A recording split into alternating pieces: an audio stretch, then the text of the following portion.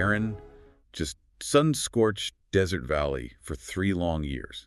I mean, forced to eat dry leaves just to survive. Right, and not because of a famine or a drought either. Exactly. But because your own neighbors, your extended family, signed a piece of paper forbidding anyone from selling you, even a single grain of wheat.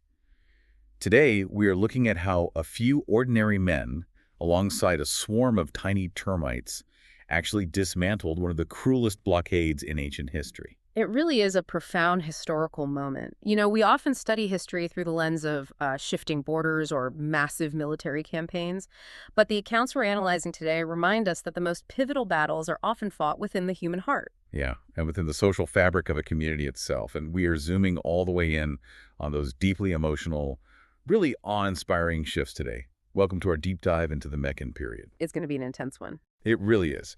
Our mission today is to dive into the classical historical accounts that document the life of Prophet Muhammad, the legacy of the greatest man who ever lived. If you are listening to this, we are basically unpacking the sociological mechanisms, the staggering resilience, and the profound transformations that really define this era. Yeah, and I think it's important to note that these sources, they don't simply provide a timeline of ancient events. They really serve as a deeply sentimental blueprint of the human spirit. Oh, blueprint, I like that. Right, because we see in really vivid detail how extreme adversity functions as a crucible. It forces individuals to strip away their, cultural conditioning and confront what they truly believe. Which sets this mind-blowing stage for what humans are capable of when pushed to the absolute brink. So let's start with how opposition manifests, because sometimes the greatest champions of a movement start out as its fiercest critics, right? Oh, absolutely. The most entrenched oppressors often become the fiercest protectors. Yeah, and we see this so acutely in the story of Hamza. So at this point in the Meccan timeline, the Prophet's uncle, Hamza, is a non-believer. He is, highly respected, a warrior, an avid hunter. A very prominent figure in that society. Right. And the catalyst for his transformation begins when a leader of the Meccan opposition, Abu Jahl, verbally and physically assaults the Prophet in public. Like, actually strikes him in the head with a rock. And the sociology of that specific moment is just crucial. The Prophet's intentional lack of reaction is, well, it's a masterclass in mission focus. Wait, a masterclass how? Because getting hit with a rock and staying silent seems... counterintuitive, yeah. In 7th century Arabian tribal culture, an unprovoked physical assault demands immediate retaliation to preserve your honor. Ah, right. It's a pride thing. Exactly. By remaining silent, the Prophet demonstrates that he doesn't view the assault as a personal slight to be avenged. He recognizes the opposition is rejecting the message of monotheism, not him as a human being. Wow. So taking the bait and fighting back would just reduce a divine mission to like a petty tribal street brawl. Right, it would entirely undermine the scale of what he was trying to achieve. But the tribal honor system is still operating all around him. So a servant girl witnesses this unprovoked attack, and she immediately runs to intercept Hamza as he's coming back from a hunting trip. She knows exactly what buttons to push, too. Yeah, she does. Yeah. She knows Hamza doesn't follow the Prophet's religion, but she appeals entirely to his clan pride. She asks him, how he can walk around proudly when his own nephew was just publicly humiliated. And Hamza's reaction is explosive. Completely. He is still carrying his heavy hunting bow. He marches straight to the gathering around the Kaaba, finds Abu Jahl, and just strikes him across the head with the bow. Just a completely visceral reaction. And then he shouts this public declaration that he is now following the religion of Muhammad. Just like that. It's incredible because he utilizes the declaration of faith as a weapon. He uses it to sting Abu Jahl where it hurts the most. Right. It wasn't about belief in that exact second. No, it's driven by asabiyah, which is the intense tribal solidarity of that era. It wasn't theology. But the emotional weight of that impulsive claim, it really hits him later that night. Because you couldn't just take that back, right? Exactly. In Meccan society, your religious affiliation was tied to your political and social survival. You couldn't just declare a new faith to win an argument and then be like, oh, never mind the next day. You'd face complete social ruin. Right. So Hamza realizes he has aligned himself with this highly persecuted group without actually understanding their theology at all. He totally trapped himself in a corner. The accounts describe him spending the entire night in this agonizing state of psychological conflict. It must have been terrifying for him. Oh, I'm sure. I mean, he bypasses the 360 idols housed in Mecca and prays directly to the supreme creator, Allah. He basically asks for a way out if this path is wrong. or for certainty if it's right. And that vulnerability is key. Yeah, because by the next morning, the anger and the clan pride, they just evaporated. They were replaced by this profound, rooted sincerity for the faith. Which illustrates this fascinating mechanism of human psychology. I mean, an action can be initiated through completely flawed, ego-driven motives. Like getting revenge with a hunting bow. Right, exactly. But if the individual engages in genuine self-reflection, rather than just doubling down on their pride, that initial chaotic spark can actually be refined into deep sincerity. That's a beautiful way to look at it. Yeah. And Hamza's conversion ended up providing a massive layer of physical protection for the persecuted community just because of his formidable reputation. Which they desperately needed, especially against terrifying figures like Umar. Oh man, Umar, yes. Yeah. If Hamza was driven by impulsive clan loyalty, Umar was driven by entrenched systematic hatred.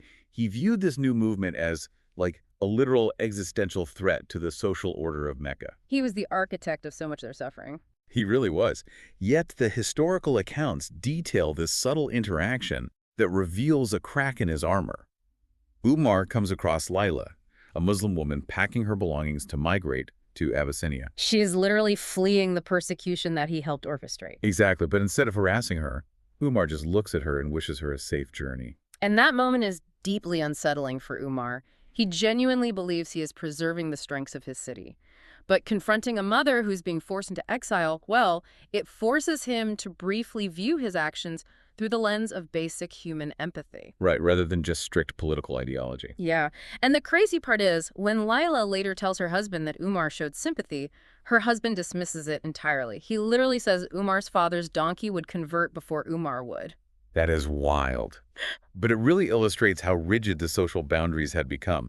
Literally, no one believed a man so heavily invested in oppression could ever dismantle his own worldview. But that dismantling does happen, and the scene is just incredibly atmospheric. Oh, the scene in the Kaaba, yes. So it's the dead of night, Mecca is quiet, and Umar, who couldn't find his usual friends, wanders over to the sanctuary. He finds the prophet praying alone. And Umar slips behind the kiswa, right? Yeah, the heavy cloth covering the Kaaba. He's standing inches away in the dark, just listening to the prophet reciting the Quran. And Umar's internal monologue starts trying to categorize what he's hearing. Because in Meccan society, you made sense of the world through poetry or soothsaying. Exactly. So Umar thinks this rhythm is beautiful, he must be a poet. Instantly, the prophet recites a verse stating, "This is not the word of a poet." Which must have sent chills down his spine. Right. So then Umar thinks, okay, then he must be a soothsayer. And the very next verse recited is, "Nor is it the word of a soothsayer." What we are witnessing there is the real-time collapse of Umar's analytical framework. He tries to place the revelation into the established cultural archetypes of his society, but it preempts him. By rejecting those exact archetypes. Right. It completely removes Umar's ability to dismiss the message. It really reminds me of a load-bearing wall in a building. Like Umar had constructed this massive, terrifying psychological fortress to justify his cruelty. And the pillars holding up that fortress were his assumptions that the prophet was either a poet seeking fame or a soothsayer seeking coin. That's a great analogy. Thanks. When the Quran systematically knocked out those specific pillars, the entire psychological structure he built just collapsed on itself. Which actually leads me to a detail I found confusing when we were researching this. Oh, what was that? Well, it's documented that the prophet actually made a specific prayer, asking for either Umar or Abu Jahl to join their ranks. Why actively seek out the architects of your own persecution? Yeah, it seems wild on the surface, but it requires looking past the immediate behavior to identify the underlying human traits. Okay, meaning what exactly? The prophet understood that both men possessed uncompromising focus, immense bravery, and a real commitment to seeing a cause through to the end. Those traits are inherently neutral. They're just mechanisms of leadership. Oh, I see. At that moment, those mechanisms were being fueled by ignorance and societal pressure. The prophet recognized that if you change the fuel, if you replace the ignorance with clarity, those exact same mechanisms would make them unparalleled advocates for justice. Wow. And the climax of Umar's story proves that point perfectly. It really does. It's so cinematic. It is. So he originally sets out with his sword to literally assassinate the prophet. But a man named Nuaym, who is secretly practicing the faith, realizes the danger. He redirects Umar, telling him to look at his own household first because his sister, Fatima, has adopted the faith. Which is an extraordinary calculated risk by Nuaym. Right, sending a heavily armed, furious man toward his own family.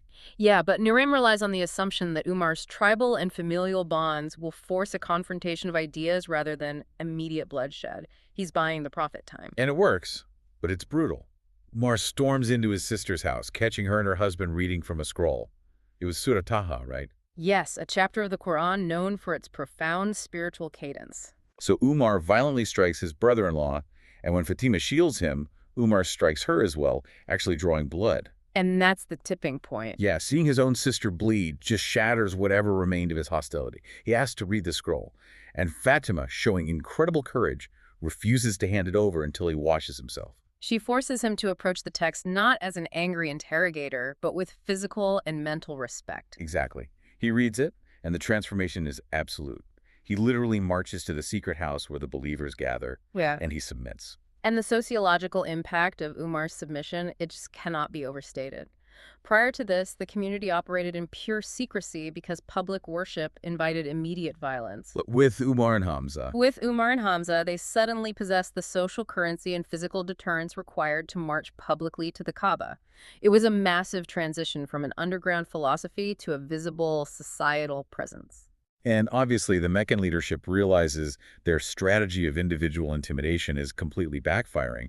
I mean, if their fiercest enforcers are defecting, they have to pivot. And they pivot hard. They shift from targeting individuals to weaponizing the entire societal structure. Right, enacting that brutal 3-year embargo against the entire Banu Hashim clan that we talked about at the start. The mechanics of this blockade are just devastating. In a desert environment, your survival depends entirely on tribal affiliation and trade. You can't just walk away into the dunes. No, you die. Exactly.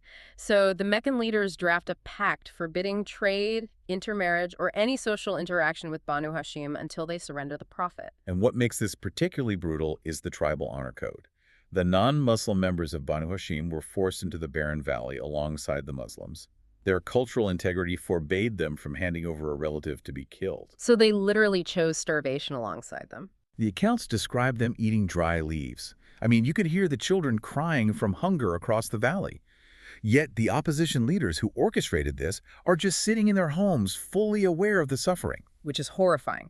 But it takes a man named Hisham bin Amr, who has relatives in the boycotted clan, to initiate a resistance. Yeah, he starts by secretly sending food on runaway camels at night. But eventually he realizes covert aid doesn't solve systemic oppression. It's a Band-Aid on a bullet wound. Exactly. So he approaches 4 other influential non-Muslim leaders, Zuhair, al-Mutim, Abu al-Bakhtari, and Zama. And he appeals directly to their shared humanity. But I have to ask, this embargo lasted up to 3 years. Why did it take so long for anyone to act? What finally broke the bystander effect? Well, Hisham's approach is what deconstructs that bystander effect.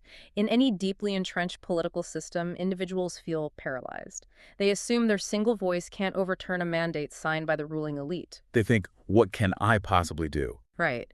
In fact, when Hisham approaches the first leader, the leader says exactly that. What can I do? I am only one man. And Hisham replies, you are not alone, I am with you. Wow. He builds a coalition by reminding them that a society that normalizes the starvation of its own aunts and uncles for a political disagreement, it will eventually consume itself. It's a powerful testament that systemic cruelty requires human action to dismantle it. You can't just wait for an earthquake to solve a legislative injustice. But interestingly enough, they did get some non-human help at the climax of this. Oh yes, the termites. The following morning, these 5 men coordinated disruption at the public assembly. They sequentially stand up to denounce the cruel pact. The lead architect, Abu Jahl, is thrown into a panic. Because the public consensus is fracturing right in front of him. Exactly. So the 5 men march into the Kaaba to physically tear down the parchment document enforcing the blockade. But when they retrieve it, they discover a swarm of termites has devoured the entire pact. It's incredible. Every single clause dictating starvation and isolation has been eaten, leaving only the opening words, "In the name of our Lord." This is where human organizing really intersects with a profound cosmic response. Hisham and his coalition performed the agonizing, dangerous work of challenging the power structure. They risked their reputations and their safety. Right, they took the physical steps. But the physical destruction of the pact by termites, it serves as this deeply awe-inspiring confirmation that when human beings take sincere action against oppression, the natural world itself aligns with that pursuit of justice. That alignment with the natural world is so prevalent in other classical accounts from this era, too, moving from these social miracles to physical and cosmic signs, like the story of the wrestler. Ah, Rukhana. Yeah, the historical texts mention an undefeated Meccan wrestler named Rukhana. He challenges the prophet to a match. The prophet accepts and proceeds to throw Rukhana to the ground 3 consecutive times. Which demonstrates immense physical strength. And to understand why wrestling is featured in these historical accounts, you have to look at the power dynamics of ancient Arabia. Because they didn't have standing armies, right? They didn't have formal military ranks or institutional hierarchies. Authority was frequently established through physical prowess and poetry. By defeating the premier wrestler, the prophet was communicating in a language the Meccan elites respected. But what fascinates me is the aftermath. The wager for the match was 100 sheep. The prophet wins them, but immediately returns the entire flock to Rukhana. Which is just unheard of in a tribal culture where wealth and pride are everything. Yeah, Rukhana is so moved by this grace that he accepts the faith. Because returning the flock subverts the entire cultural expectation of dominance. It demonstrates that the physical victory was merely a tool to gain Rukhana's attention. The ultimate goal was elevation of character, not the accumulation of his wealth. That makes total sense. Now, while that addresses physical dominance, the opposition repeatedly demanded cosmic proof. They wanted a sign in the sky. And they got one. They did. The sources describe an event where, upon their demand, the moon physically splits into 2 distinct halves. One piece appears behind the mountain, the other in front of it. And the opposition, witnessing this directly, immediately dismisses it as a massive optical illusion or magic. Right. It remains one of the most staggering claims in the classical text. But if we look at this from a modern analytical perspective, I know a listener might wonder, if the moon literally split in the sky, why isn't there a detailed record of it in the archives of every ancient civilization across the globe?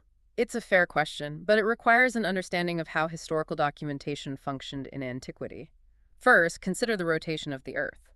Half the globe is in daylight and obviously wouldn't see the moon. Right, basic geography. Exactly. Of the hemisphere experiencing night, weather patterns like heavy cloud cover would obscure the sky for many. And depending on the specific hour, the moon might have already set below the horizon in various time zones. Okay, but what about the people who could see it? Well, that's the most critical factor. The sociology of ancient populations. We tend to project our modern, hyper-connected documentation habits onto the 7th century. Ancient agrarian societies didn't have astronomical observatories charting the sky every hour. Right, people worked during the daylight and slept at night. Exactly. Unless a population was explicitly prompted to gather and look at the sky at that exact moment, as the Meccans were, a brief cosmic event would largely go unnoticed. Furthermore, in largely illiterate societies, even if a lonely shepherd witnessed it, the mechanism to record and preserve that anomaly in a permanent historical archive simply didn't exist. That makes perfect sense. The absence of a global written record reflects the limitations of ancient communication, not necessarily the absence of the event itself. Precisely. Speaking of communication, there's this mind-blowing geopolitical prophecy from this period that relies entirely on how information traveled. At this time, the world is dominated by a proxy war between 2 superpowers, the Persians and the Romans. The heavyweights of the era. Right. Word reaches Mecca that the Persians have inflicted a devastating, seemingly final defeat on the Romans. And the Meccan opposition celebrated this news immensely. The Persians were Zoroastrian, which was closer in practice to the polytheistic traditions of the Meccan elites. The Romans, however, were Christians. Right, a society possessing a scripture and a belief in revelation. Exactly, making them ideologically parallel to the persecuted Muslims. The Meccans utilized the Persian victory as a psychological weapon, basically claiming that just as the Roman Empire was collapsing, the Muslim movement would also be eradicated. But in the midst of this taunting, a verse of the Quran is revealed.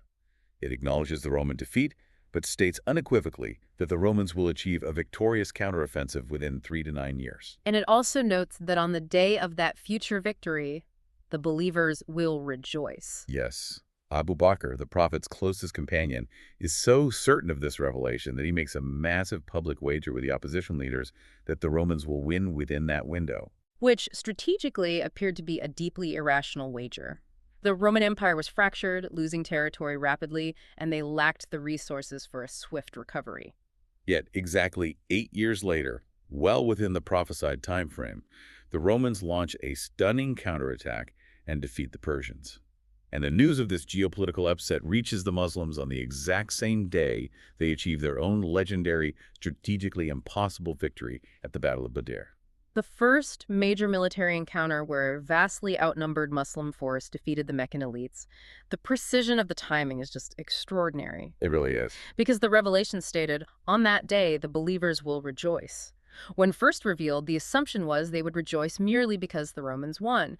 The reality was that they were rejoicing over their own survival and victory at Badr, with the news of the Roman triumph arriving simultaneously as a cosmic validation of the prophecy. Now, I want to unpack the linguistic and scientific layer of this prophecy because it adds this profound topographical dimension that just blew my mind. Oh yes, the word Adna. Yes. The Arabic word used in the verse to describe the location of the initial Roman defeat is Adna. In classical Arabic, Adna translates to the nearest, referring to the nearest land to the Arabian Peninsula, which geographically points to the region near Syria and Palestine where the battle occurred. And that geographic translation was accepted for centuries. However, Arabic is a deeply layered language. Adna possesses a secondary, equally literal meaning, the lowest. And this is where modern science comes in. Modern geological surveys have confirmed that the specific basin near the Dead Sea, the historical site of that Roman defeat, is literally the lowest point of dry land on the surface of the earth. Sitting over 400 feet below sea level. It gives me goosebumps. A single word, recited in a desert in the 7th century, accurately captured both the geopolitical proximity for the people of that era and a topographical absolute that could not be scientifically verified until centuries later. It's astounding. When you compile these accounts, from the microscopic appetite of termites dismantling a siege, to the structural collapse of Umar's hatred, to the linguistic precision describing the lowest point on Earth, you are presented with a narrative where human limitations are constantly transcended. We really have covered immense ground today. We analyzed how Hamza's visceral clan pride was refined into sincere faith. We dismantled the psychology of Umar's conversion, seeing how a worldview built on assumptions shatters when confronted with clarity. We explored the sociology of the 3-year embargo, recognizing that bystander paralysis can only be cured by human organizing. Right, and we looked at cosmic and geographic signs that defy physical boundaries. The crucial takeaway from the life of Prophet Muhammad, the legacy of the greatest man who ever lived, is that these are not stagnant historical artifacts. Not at all. They are active principles. They demonstrate that no political system is too entrenched to be challenged by a unified voice, and no human heart is too hardened by hatred to be softened by reflection. Yeah, as we observed with Hisham and the Termites, when you take the necessary difficult human steps to address injustice, you are never acting alone. It all comes down to breaking the paralysis of inaction. Exactly. So I want to leave you with this final thought today.